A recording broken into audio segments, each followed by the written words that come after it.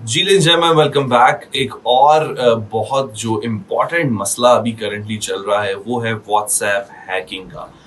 बहुत सारे लोगों के व्हाट्सएप जो है वो हैक हो रहे हैं और वो इस तरह से हैक हो रहे हैं कि जो एक्चुअल व्हाट्सएप है वही हैक हो रहा है। और होता क्या है कि आपको एक्चुअल व्हाट्सएप से ही उस बंदे के नाम से जिधर आपकी कॉन्वर्सेशन चल रही है उसी कॉन्वर्सेशन में एक मैसेज आएगा कि हाँ जी अस्सलाम वालेकुम, आप ठीक हो। आप कहेंगे फिट, जबरदस्त, बेहतरीन, क्योंकि आपकी कॉन्वर्सेशन चल रही है।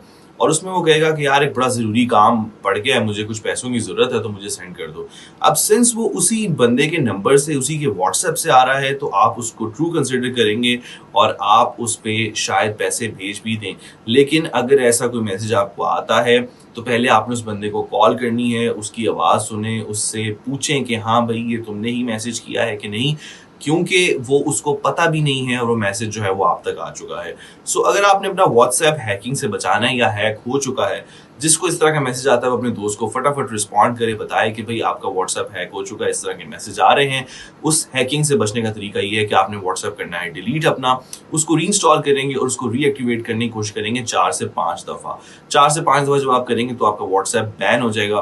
फिर आपने support@whatsapp.com पे ईमेल करना है, अपना नाम, अपना CNIC और अपनी क्रेडेंशियल्स उसमें बताएंगे कि ये मेरा व्हाट्सएप था जो कि हैक हो चुका है। तो 72 आवर्स के बाद आपका व्हाट्सएप जो है वो रीएक्टिवेट होएगा और वो फिर आपके पास होगा। लेकिन अब की दफ़ा इस पे 2 फैक्टर ऑथेंटिकेशन लगाना ना भूलिएगा, ये हैकिंग से आपको बचाता है। तो ये एक बहुत बड़ा मसला है जिससे हम सबको बच के रहना है, सो बी केयरफुल।